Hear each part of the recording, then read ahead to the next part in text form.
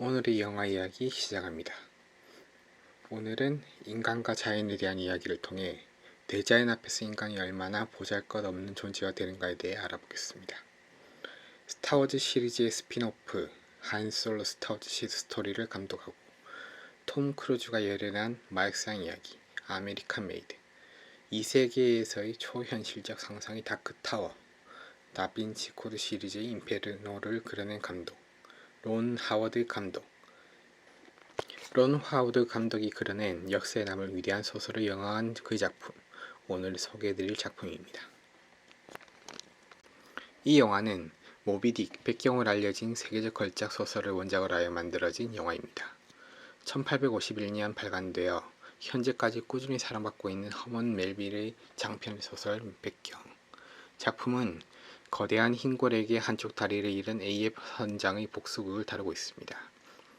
멜빌은 24만 단어로 구성된 이 소설에서 거대한 고래와 싸운 인간의 모습을 웅장하게 묘사했습니다. 또 고래의 종류, 서식 환경과 습성 등 방대한 지식을 백과사전처럼 풀어내며 걸작이라는 평을 받고 있습니다. AF 선장은 결국 작사를 명중시켰으나 흰 고래에게 이끌려 바다 밑으로 배와 함께 침몰합니다. 이 소설의 줄거리는 한 비극적인 실화를 바탕으로 합니다. 그리고 이 영화 또한 이 소설의 내용을 바탕으로 하고 있습니다. 영화는 한때 포경선을 잠시 타게 됐던 허먼 멜빌이 당시 생존자 8명 중 유일하게 살아있던 토마스의 집을 찾으면서 시작합니다. 에식스호의 비극을 소설로 옮기고 싶었던 멜빌의 끈질긴 요청으로 그는 누구에게도 이야기하지 않았던 지역과도 같았던 그때의 기억을 조심스레 꺼냅니다. 영화의 주된 사건이 펼쳐지는 1819년, 이때는 1차 산업혁명이 세상을 바꾸고 있던 시기였습니다. 18세기 영국을 중심으로 출발된 1차 산업혁명은 전기기관을 통한 기계적 동력을 이용하여 인간의 힘의 한계를 넘어선 강력한 물리력을 제공하여 각종 생산에 있어서 놀라운 생산성 향상을 가져왔습니다. 이러한 기계적 동력을 활용하기 위해서는 기계장치에 필요한 윤활유의 존재가 필연적이었습니다. 전차의 발명 이후 바퀴축에 소나 양에서 채취한 동물성 기름을 사용하고 철과동의 운송기관에는 피마자유, 땅콩기름, 고래기름 등 다양한 식물성, 동물성 기름을 윤활유로 사용하여 온 인류는 산업혁명이 시작되고서부터 여러 산업 분야에 걸쳐 다양한 기계장치가 등장하자 식물성, 동물성 기름으로만 만든 윤활유는 한계에 부딪히게 됩니다. 영화의 초반부, 영상에는 포획한 고래로부터 기름을 추출한 장면이 나옵니다. 거대한 향유고래의 시체가 배 위에 얹혀져 있고 선원들은 향유고래의 머리에 난 구멍을 통해 경내 유를 바가지로 퍼냅니다. 바가지로 퍼낸 양이 한계에 부딪히자 본 영화의 핵심 인물인 어린 선원 토마스 니콜슨은 1등 항해사 오웬 체이스 명령에 따라 고래의 머리 부분에 들어가서 기름을 퍼내는 일까지 하게 됩니다.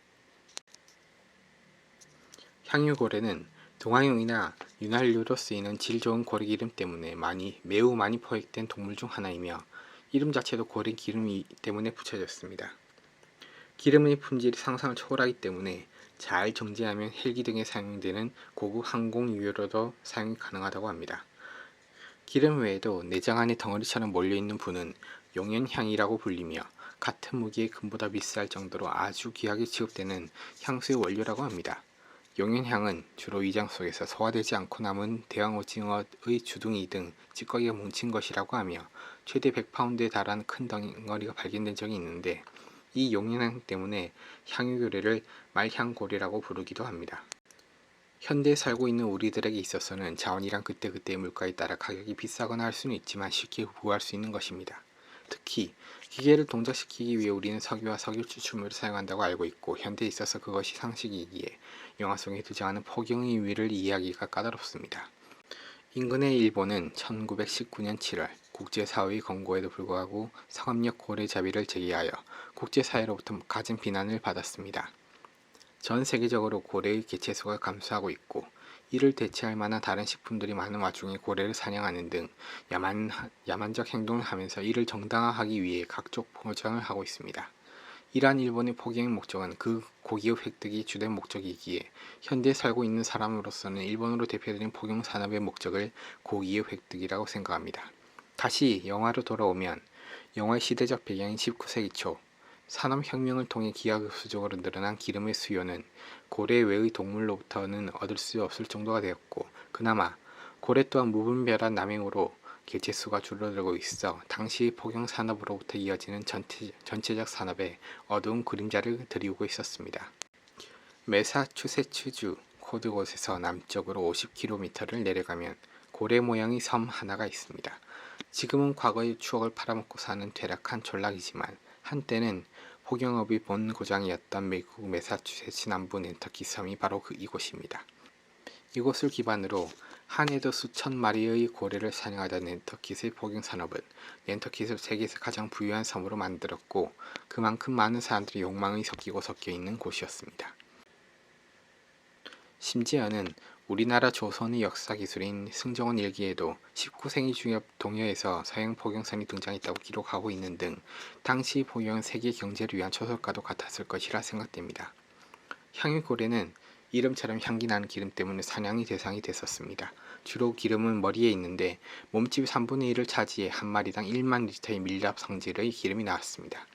고래 기름을 통한 부의 집중이 흐트러지기 시작한 시기, 몰락의 전조가 보이던 시기 낸터킷이 영화의 배경이 됩니다.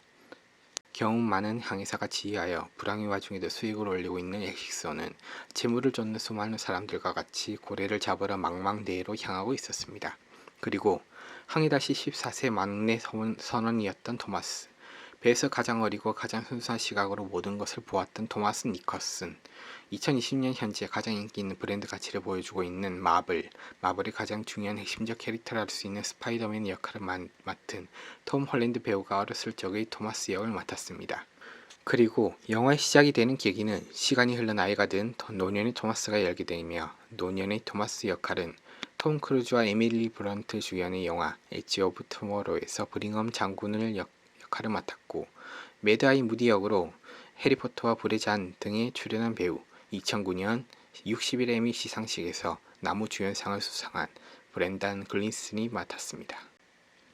그리고 토마스 니커슨이 만난 작가 허먼 멜빌은 초기작의 영광으로 작가 생활을 이어오고 있던 침체기 작가로서 어두운 분위기의 낸터킷을 거닐고 있었습니다. 그는 1919년 8월 1일 앨런과 마리아 갱스브루 말빌 사이의 셋째 아들로 뉴욕에서 태어나 그곳에서 유년 시절을 보냈습니다. 할아버지인 토마스 멜빌 소령은 보스턴 차 사건에 참여했던 인물이며, 외할아버지 피터 갱스브루 장군은 1777년 스탠웍스 요새를 방어한 인물이었습니다. 멜빌은 측량사, 선실승무원, 학교교사 등의 직업을 전전하며 다양한 삶을 살던 중 1840년 태평양으로 가는 포경선을 타고 이때의 18달의 항해 경험이 모비딕의 원천이 됩니다.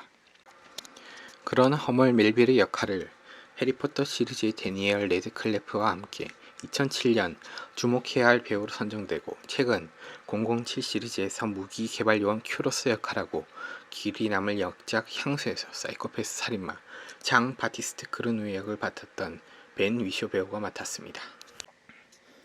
창작의 벽에 부딪혀 있던 멜빌은 항구에 놓인 토마스 니커슨의 생애 마지막 일기를 위해 기록을 의뢰받고 이야기를 들어봅니다. 하지만 먼저 입을 열었던 토마스 니커슨은 그의 과거 이야기를 시작하면서 떠오르는 과거의 자신에 대한 모멸감에 계속해서 입을 다물곤 합니다.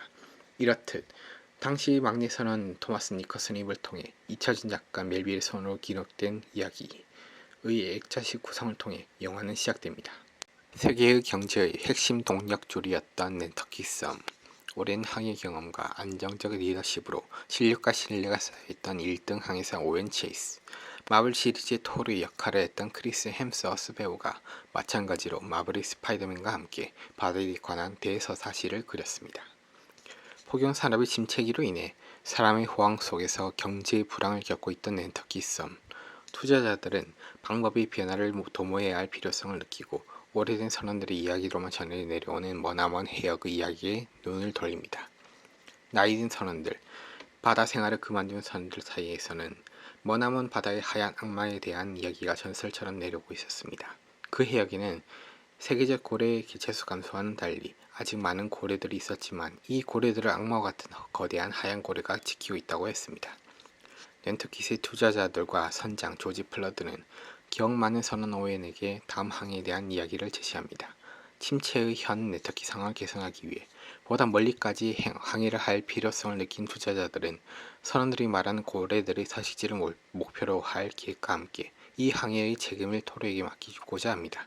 오웬 체이스 1등 항해사는 바로 전의 항해에서의 수확이 좋지 않았음을 언급하며 아직 항로가 확립되지 않은 먼 곳의 항해가 얼마나 위험할 수 있는지 역설하지만 투자자들과 선장은 오웬의 말보다는 당장의 불안을 개선하기 위하여 선원들의 소문내라도 의지하려 한 욕망이 더욱 컸습니다.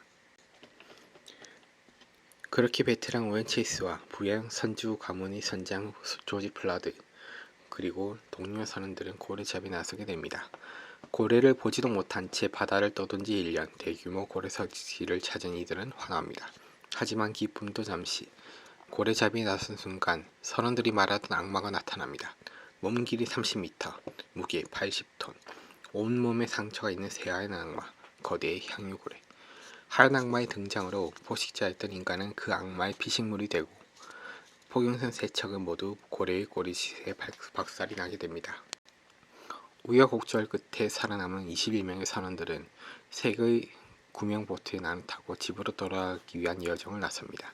그런 그들의 삶은 몇 가지 고난이 예고되어 있었습니다. 먼저 대형 포경선으로도 1년이 걸렸던 먼 거리를 세척의 보트로 항해해야 한다는 거리적 암담함, 또 구명보트를 타고 가야 하는 여건상 부족한 식량으로 인한 불안정한 생존의 보존, 그리고 마지막으로 아직 그들이 깨닫지 못한 가장 큰 위협이 기다리고 있었습니다.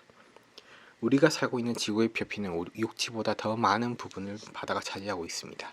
그러한 거대하게 짝이 없는 바다의 한가운데서 선장과 항해사의 항해 지식으로 아무런 표식이 없는 듯한 망망대해로부터 집으로의 기한을 위해 살아남기 위해 노력하는 선원들은 한참을 항해하던 중 소름 끼치는 사실을 깨닫습니다. 바로 그들을 침몰시킨 그 하얀 악마가 그동안 그들을 따라왔다는 것입니다. 피로와 허기로 정신력이 고갈되어 갈 때쯤 그들을 다시 덮치는 하얀 악마.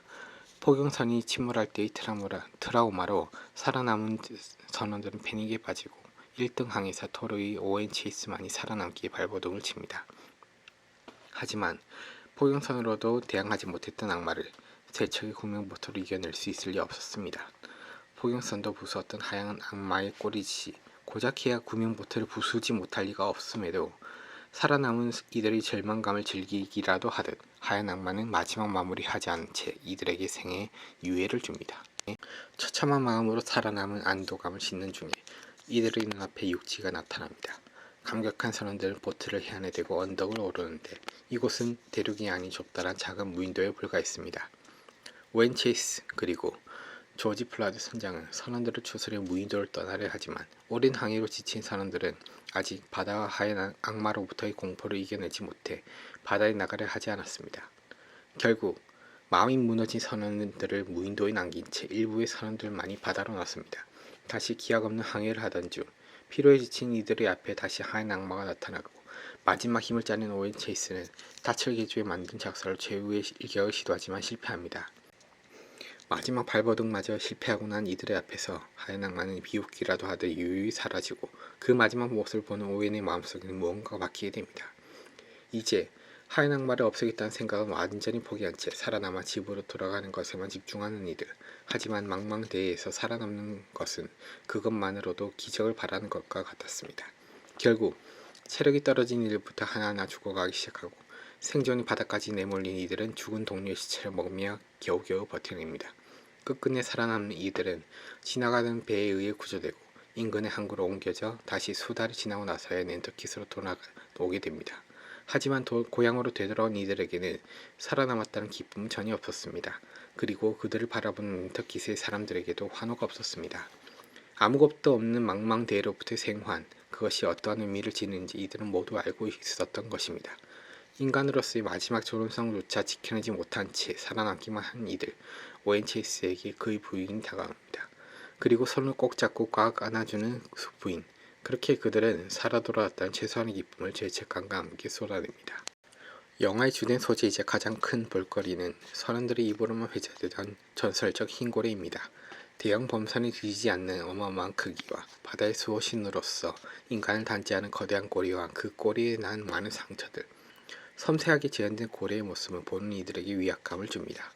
영화의 종방부에서 다른 아무런 장비도 없이 작은 보트에 타고서 거대한 고래를 향해 작사를 던지는 장면은 위대한 자연에 대항하는 인간의 미약하지만 불굴의 노력을 보여주는 것 같기도 합니다.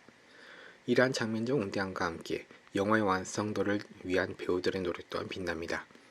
마블 시리즈에서 천둥의 신 토르 역할을 하고 엔드게임 편으로 국내에서는 햄식이라는 별명을 얻기도 했던 배우 크리스 햄스워스. 그는 몸을 키워서 실제 선원처럼 보일 수 있도록 하였고 해양 생존 전문가로부터 줄을 매듭짓는 법과 노를 젓는 법 등을 배우기도 하고 영양사의 감독 아래 굶주림과 탈수를 겪은 앙상한 몸을 만들어내기도 했습니다. 이러한 배우들의 노력과 스토리적 탄탄함을 통해 영화는 자연과 인간의 웅대한 조화를 그려냈습니다.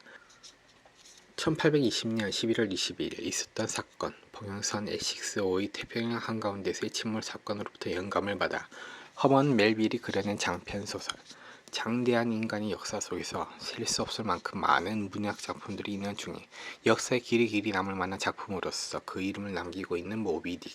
1954년 번역가 노희엽 씨에 의해 초판 번역이 된 이후 국내에서도 많은 소설 애호가들에 의해 읽혀지고 연구되고 있는 작품. 시대의 변화에 따라 영상작품으로 재해석되면서 그 웅대함을 잘 살린 작품 In the Heart of the Sea. 우리 인간은 아무리 과학과 기술을 발전시켜 문화를 융성케 한다 하더라도 그 모든 기반은 자연으로부터 얻어낸 것이고 자연은 인간이 갈취한 대상이 아니라 보다 강력하고 위대한 존재라는 것을 보여줍니다.